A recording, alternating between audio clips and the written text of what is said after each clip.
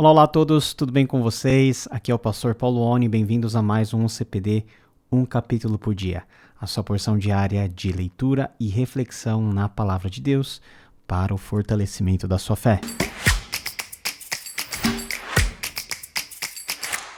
Hoje vamos continuar a nossa leitura no livro de Gênesis, agora no capítulo de número 14, e o texto diz o seguinte na Nova Versão Internacional. Naquela época, Anrafel, rei de Sinear, Arioque, rei de Elazar, Quedorlaomer, rei de Elão, e Tidal, rei de Goim, foram à guerra contra Bera, rei de Sodoma, contra Birsa, rei de Gomorra, contra Sinabe, rei de Adimá, contra Semeber, rei de Zeboim, e contra o rei de Belá, que é Zoar. Todos esses últimos juntaram suas tropas no vale de Sidim, onde fica o Mar Salgado. 12 anos estiveram sujeitos a Quedorlaomer, mas no 13º ano se rebelaram.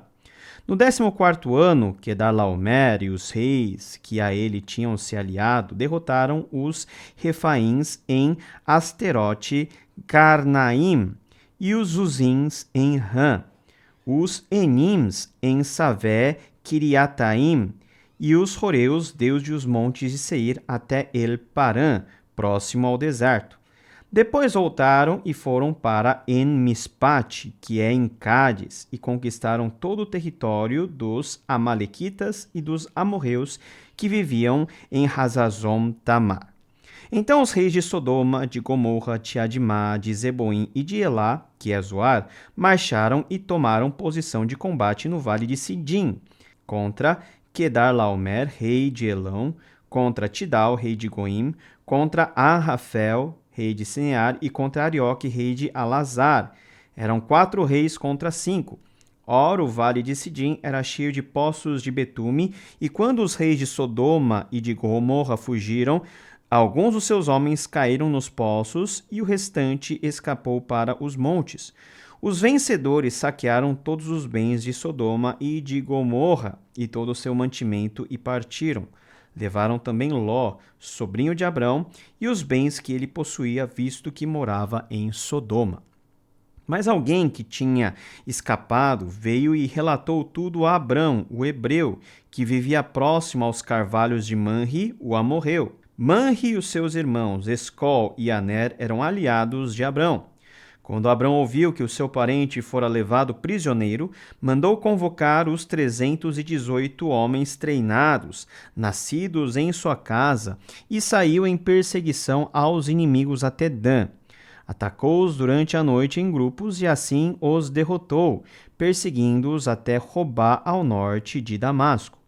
Recuperou todos os bens e trouxe de volta seu parente Ló com tudo o que possuía, com as mulheres e o restante dos prisioneiros. Voltando a Abrão da vitória sobre Quedorlaomer e sobre os reis que a ele se haviam aliado, o rei de Sodoma foi ao seu encontro no vale de Savé, isto é, o vale do rei. Então Melquisedeque, rei de Salém e sacerdote do Deus Altíssimo, trouxe pão e vinho e abençoou Abrão, dizendo: Bendito seja Abrão pelo Deus Altíssimo, Criador dos céus e da terra, e bendito seja o Deus Altíssimo que entregou seus inimigos em suas mãos. E Abraão lhe deu o dízimo de tudo. O rei de Sodoma disse a Abrão: Dê-me as pessoas e pode ficar com os bens. Mas Abrão respondeu ao rei de Sodoma: De mãos levantadas ao Senhor, o Deus Altíssimo, Criador dos céus e da terra, juro que não aceitarei nada do que lhe pertence, nem mesmo um cordão ou uma correia de sandália, para que você jamais venha a dizer: Eu enriqueci Abrão. Nada aceitarei, a não ser o que os meus servos comeram, e a porção pertencente a Ner, Escol e Manre, os quais me acompanharam, que eles recebam a sua porção. Que relato interessante, mas um relato bem confuso. Parece aquelas cenas de guerras épicas que nós vemos nos contos de Tolkien, ou aquelas histórias de coalizões no contexto medieval. Aqui nós estamos vendo um pouco do cenário daquilo que era Canaã. Canaã, a terra que Deus deu a Abrão e os seus descendentes. Quando nós pensamos que Deus dá alguma coisa, geralmente nós imaginamos que Deus dá algo perfeito, sem erro, sem problema, redondinho. Mas não foi o caso do contexto e nem das terras que Abrão tinha como herança e como promessa. Abrão vivia dentro de um contexto em Canaã, cercado por nações terríveis que não conheciam a Deus e que tinham suas coalizões. Nós temos a união de reis contra outros reis, reis mais poderosos que exerciam domínio sobre outros. Então nós vemos Quedarlaomer, por exemplo, exercendo um domínio de 12 anos, e no 13º nós temos uma rebelião dos reis vassalos que estão servindo ele durante tanto tempo. Então nós podemos ver que é um governo bem pulverizado, mas com governantes impiedosos, ímpios, violentos. É dentro desse contexto que Ló estava, pois Ló, como nós vimos no capítulo anterior, ele escolheu ir para a banda do leste, justamente entre a cidade de Sodoma e Gomorra, essas duas cidades que foram tomadas pela coalizão aí que veio e destruiu tudo e arrebatou os seus habitantes, tomou todos os bens, e quando isso aconteceu, Ló também foi levado como prisioneiro, perdeu tudo o que tinha. Ele, que no capítulo anterior escolheu por aquilo que era mais vistoso, bonito, fértil, um lugar que parecia ser o jardim do Senhor, agora estava correndo risco de morte e vivendo os seus piores pesadelos, sendo cativo, perdendo tudo. Quando Abrão ficou sabendo disso, por meio dos seus outros parceiros, vamos dizer assim, coalicionados a Abraão e cooperadores de Abrão, ele junta 318 homens valentes da sua própria família e do seu próprio contexto. Isso tem que ficar claro porque nessa época os clãs, as famílias, tinham um tipo de pequeno exército particular, homens preparados para proteger os bens, proteger os membros daquela casa, daquela família. 318 pessoas valentes que foram lá e conseguiram obter uma grande vitória. Vitória essa que permitiu que Abrão recuperasse Ló, e não somente Ló e a sua família, mas tudo quanto Ló possuía. É dentro desse contexto que Abraão tem um encontro com duas pessoas diferentes. Diz no versículo 12, voltando Abrão de sua vitória sobre Quedarlaomer e sobre os reis a que ele se havia aliado, o rei de Sodoma foi ao seu encontro no vale de Savé e também o rei Melquisedeque.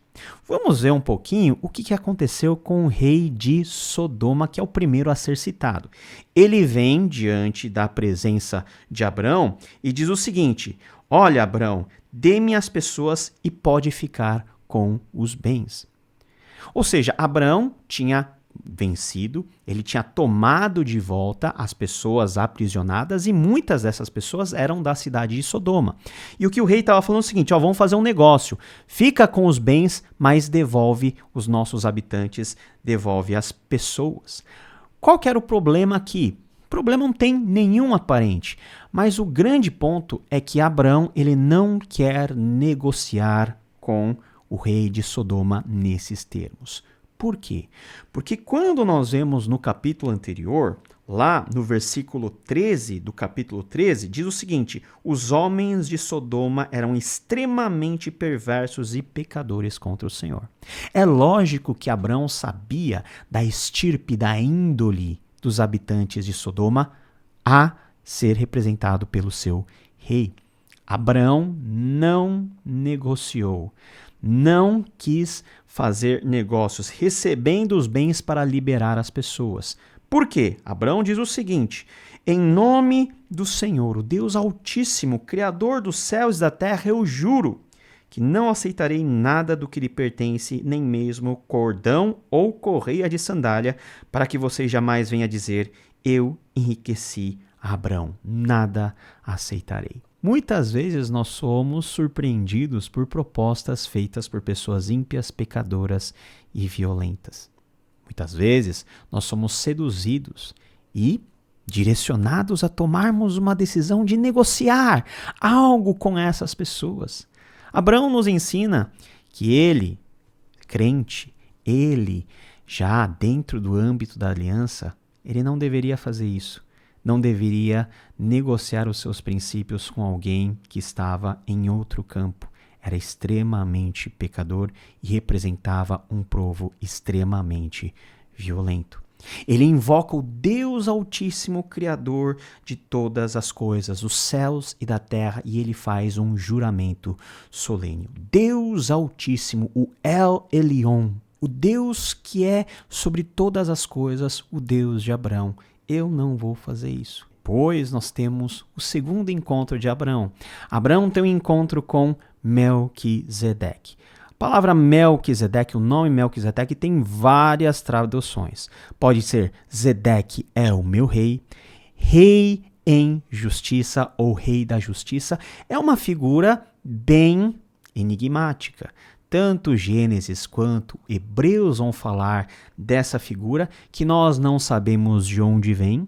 Ele é chamado de rei de Salém, e Salém aqui é uma abreviatura de Jerusalém. Nós temos um contexto dele, mas ele é um homem sem genealogia, como nós vamos ver a explicação lá em Hebreus. E ele, sabendo da vitória de Abraão, vai até Abraão e reconhecendo que Abraão, ele é servo do Deus Altíssimo, e ele, como sacerdote do Deus Altíssimo, o El Elyon, ele traz pão e vinho e abençoa Abraão, dizendo o seguinte: bendito seja Abraão pelo Deus Altíssimo, Criador dos céus e a terra, e bendito seja o Deus Altíssimo que entregou seus inimigos em suas mãos.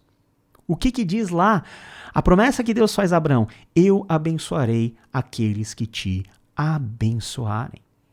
Melquisedeque, que é conhecido como sacerdote do Deus Altíssimo, nós não sabemos em quais termos ele exerceu esse sacerdócio, que também é repetido como referência lá em Hebreus, mas nós podemos ter a certeza de que Melquisedeque conhecia esse Deus que comissionou e que chamou Abraão, e é em nome desse Deus que ele abençoa Abraão, pedindo que as bênçãos possam repousar sobre ele, e Abraão, ele responde, retribui, dando-lhe o dízimo de tudo. Nós vamos ver esse padrão acontecer também no Antigo Testamento, onde o povo é ordenado a entregar o dízimo para os sacerdotes, para que os sacerdotes sejam mantidos. Aqui Abraão dá o dízimo a Melquisedeque, porque Melquisedeque é chamado de sacerdote do Deus Altíssimo. Enquanto que a atitude e a resposta de Abraão para o rei de Sodoma